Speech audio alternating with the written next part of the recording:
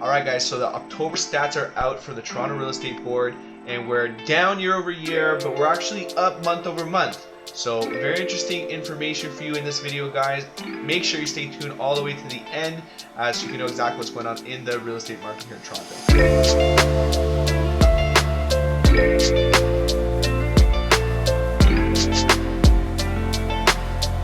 Okay guys, thanks again for joining us. Now today we are doing a special Canada Men's National Team edition because in just about 10 days or so, Team Canada is actually going to play for the first time in over 30 years in the World Cup. Now I'm originally from El Salvador, Central America, and we are a big soccer country. Love soccer. I play it myself personally. Club team is Barcelona. I have season tickets to the Toronto FC, and so I really like soccer, and I've been thoroughly enjoying the Canada Men's National Team over the last couple of years and their qualification run. We came first in Octagonal, which means that we're actually in the World Cup, and we're facing Belgium November 23rd at 2 p.m. If you're a soccer fan, better make sure you're tuning in. So that's why I'm wearing the soccer gear today. Anyways, let's get back to business here. We're talking about the Toronto Real Estate Board and the stats that have come out in November now. It's getting a little bit colder now. The leaves are obviously falling off the trees. We're definitely into fall. We're actually approaching winter really quickly. And we're going to take a look at what happened over the last month. We're taking a look at month-to-month changes. We're taking a look at year-to-year. And I'm going to pinpoint a few special or key things that I think are important in this last report that you should know, especially if you're in the market here to do a purchase or to do a sale. This is information that is going to be valuable to you. It's going to give you a gauge as to what's going on in the overall general market. So let's get to it. I'm going to put up on the screen here, first off, our dot graph to give you an idea of where we're at and how we got here over the last little while. Okay, so here we have it. It is our dot graph that we take a look at every single month. And you can kind of see here where 2022 started and how, we definitely got really big increases at the beginning of the year. We dropped 5 times in a row. And for the last 3 months since July, since summertime, August, September, October, we've kind of gone in this little flat, very slight increase on a month-to-month basis, which is very interesting because it's just contrary to what we saw from the beginning of the year. We had a bunch of months of pretty drastic declines. In a lot of places we were anywhere from 20 to 30% down. Specifically, detached homes, low-rise homes were the worst hit when it comes to loss of value. Condos did a little bit better, but condos are actually an interesting story today. And actually, if we take a look at our gradual increase that we are normally used to back here in 2018, 2019, 2000, we're kind of back in line with, like, if we do an imaginary line here, right through 2018 to 2021, before pandemic hit and all that sort of stuff happened and we had this crazy run up, we're almost right back to where we should be. So it'd be interesting to see if we continue on this month-to-month path. Obviously, in a year-to-year, difference is going to be drastic. We're definitely going to go into double-digit declines compared to last year, because last year we had such a crazy run, right? Like July, August, September of last year, we're going to start going up and up here. So once we start comparing to these months, this area here, we're going to be on, yearly declines for a while. And we're going to see when that starts balancing out. But on a month-to-month basis, guys, we're actually up. Specifically, we're up 0.24%, believe it or not. And yeah, that's just kind of how it's gone. This image here is interesting because it kind of gives you a visual of how we got here and where we're at right now. So very interesting to see. So now we're actually going to pull up our month-to-month numbers. So give me a sec here while I put this up right now. Alright, so here are our month-to-month changes. So let's start off by taking a look at October 2022. We've had similar month-to-month sales. Although you see here that we have less semi-detached sales since last month, it really isn't much of a difference, 500 compared to 446. Let's take a look at these average price points though. For detached in October, we were at 1.372. For semis, we were at 1.079. Townhomes, $919,000, and for condos at $716,000. So you can see here on a month-to-month difference between October and September, we're actually slightly up. On detached homes, we're just a little bit over 0.24%. which is interesting. It's very close to our average price increase from last month. But semis and townhomes, you know, we have a 2 to 3% increase from last month, and condos actually surprisingly was a decline from last month. And so this was an interesting story because there's a lot of standing inventory in condos at the moment, and I think we're starting to see pretty decent pricing. So this is actually a very interesting one. So yeah, it's interesting to see that over the last few months, you see here September compared to August, we've had increases as well on a month-to-month basis, and we have a 0.25 increase from September on an average price basis. So very interesting to see that in a month-to-month, we're kind of holding, and I do see this out in the marketplace. There's decent activity if the house is nice, you know, people spend time on their marketing. Sometimes there's multiple offers. I saw a house the other day, a fixer-upper, believe it or not, that ended up having over 30 offers. Okay, it didn't end up selling for that much more, but the volume, right? People showed up. This is where we're at on a month-to-month basis, guys. Now let's switch up to take a look at our year-to-year. Actually, before we take a look at our year-to-year, let me just switch over to this chart. This kind of gives you another visual. I'm looking at October, September, August, July. You see here the slight increase in price over this last few months. Okay, and we're actually at this point now that we transition over to year-to-year. So we see that we're a little bit below our October 2021 price.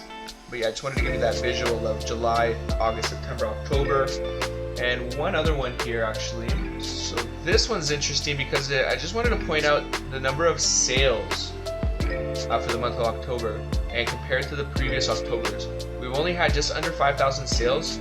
When we're usually used to getting 9,000 sales, 8,000 sales, we're usually in that 8 to 9,000 sale range.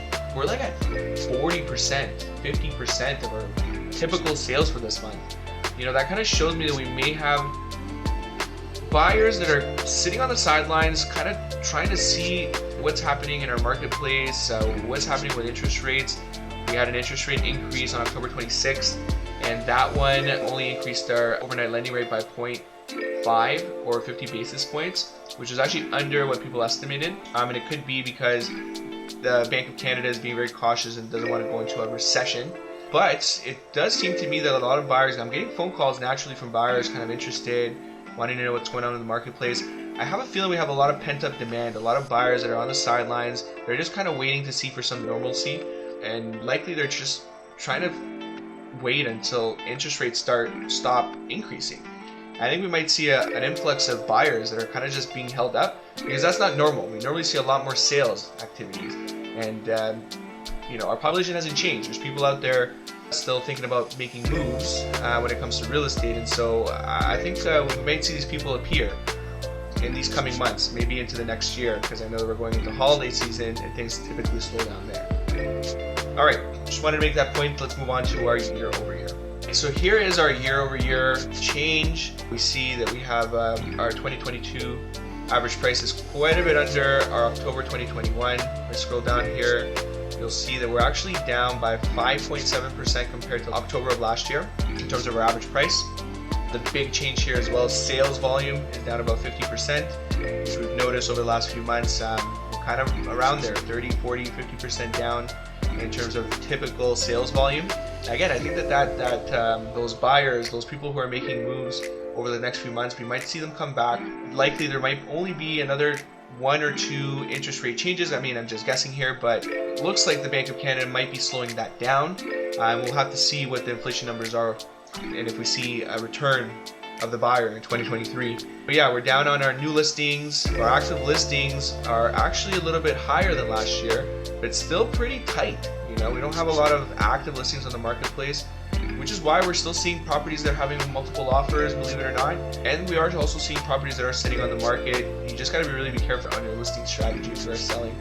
Things are on the market a lot longer, so you see here that we do have a 61% increase in days on the market since last year, 83% if we count listings that have been removed and brought back. So obviously things are sitting, you know, closer to a month before they sell in most places at the moment, year over year. So yeah, the big story is that we're down 5.7% from October of 2021, and like I showed you earlier, we're up on a month-to-month basis. So that's a very interesting dynamic and something that we're going to continue to monitor and report to you so you know what's going on. Alright, so we're going to summarize just the key points and key takeaways from the stats that we just saw so that you can get a better understanding of what's going on in this marketplace. And of course, if you have any specific questions, definitely make sure you leave a comment below. I'd love to make a video response based on your question or be able to answer it in our new video. I'm making content all the time, but I would love to answer your questions if you have any specific ones about the market, about what you think, or any comments about what you think is going to happen into the future with inflation, with house prices. I know it's a very hot topic, and a lot of people have opinions. I would love to hear what yours is, so definitely leave a comment below so that we can answer those in the next video. Alright, now let's take a look at our summary here, just a couple key points that I wanted to point out to you. So one key thing we saw at the beginning of this video is our month-to-month change. We're actually up 0.24 or 0.25% from September, and yeah, I mean, that's just been the story over the last 3-4 months, that we've been kind of, you know, slightly increasing, less than 1% every single month, which is very interesting to see. One thing that we also notice is that we have an uptick in inventory for condos, and condos in particular on a month-to-month basis actually dropped in price compared to the low-rise homes. There is possibly an opportunity here for condos in the GTA, so whether you be downtown, East End, West End, or if you're in Mississauga or the 905, for example, there could be some condo opportunities at the moment. If you're looking for an entry-level condo, definitely get in touch, or even investors thinking about getting into the market on the condo side, you might be able to get into some really decent pricing at the moment. So reach out to us and we'll get you some more information that way. So the other story was our year over year. We're down 5.7% compared to October 2021. And you're going to see that over the next few months, decline become larger, okay? Because we're now going to start comparing to November, December 2021, January, February, March of 2022, earlier this year. And once we start comparing year over years over these next few months, we're going to have double-digit declines. Like, that is going to happen. 100%. We're not going to have a 20% increase over the next little while, at least I don't think. The Toronto Real Estate Board does definitely surprise you from time to time, but I really don't think so. So we're likely going to see larger declines on a year-to-year basis, and that means that the reporters, the news outlets, news articles are going to have a field day with this, and you're going to see that the big headline is going to be that we're declining double digits from last year. But I'm telling you now, before it's even going to happen, that it is going to happen. Okay, so there's no surprise here, not with any, you know, expert in real estate or anybody who's tracking these type of numbers. We know that it's going to happen, so just keep that in mind. Actually, the month-to-month stat might be the one that's a little bit more relevant right now. How are we holding on a month-to-month basis? Staying level? Are we declining? Are we increasing? I think that might be the more relevant metric over the next few months, because, you know, year over year, we're going to be in the negatives, 100%. So another thing that is important is that our inventory levels are still pretty tight. I mean, we have 13,000 listings on the marketplace right now, and that's really low, actually. And we've only had about 4,900 sales in the month of October, so there could be some pent-up demand on buyers because we typically see a lot more volume. And I think it's a lot of sideline buyers. I speak to a lot of people. Everyone's kind of just unsure of what they want to do because of interest rates. Obviously, you know, we've had 6 declines in a row, and you know, those changes have kind of impacted a lot of things, not just real estate. So that's going to be very interesting. It is possible that this pent-up demand, these buyers are just kind of waiting for some sort of catalyst, for something to happen. And my guess, I don't know if I'm right here, but possibly it's when interest rates stop increasing. I mean, it is possible that on December 7th, our next decision, the next decision from the Bank of Canada, we might see another increase. Hey, we may see another increase maybe in a couple months after that. But there's going to be a point in time where they're going to pump the brakes on that, right? Like, the Bank of Canada has to be cautious not to, you know, push us into a recession. But they also don't want to put their gas off the pedal too much so that, you know, demand and prices continue to go up. So it's a delicate balance, and so we're going to have to see what the decisions are over the next few decision dates. My feeling is that once that stops, once we have near zero or no increase, we might see the return of a buyer because they're waiting for that moment where they say, okay, interest rates have stopped increasing. I know we're in a high interest rate environment, but let's see what we can do because prices seem to be on the lower side, you know? So we'll see how that goes. Okay, so a couple points here for my sellers, because I hear this kind of often now. I see a lot of properties that are on the market. They kind of try a high price. They come off the market. When I talk to the agent, they're like, well, they're going to just see what happens in the springtime.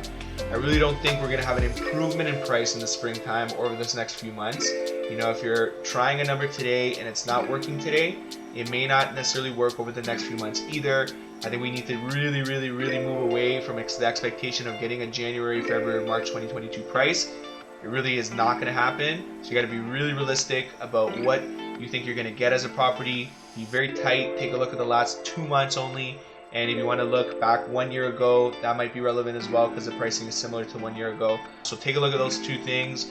And I think you just got to put in some effort. Your house has to look nice. It has to look better than the competition. And you got to do the little things. You know, those fixes that you put off for the last 10 years probably need to get done before you put it up on the market, because all buyers are being picky right now. And everyone wants a discount and everyone's trying to buy under market value. However, if you do things right, multiple offers are still happening. So you just need to pick the right strategy and, more importantly, talk to the right person.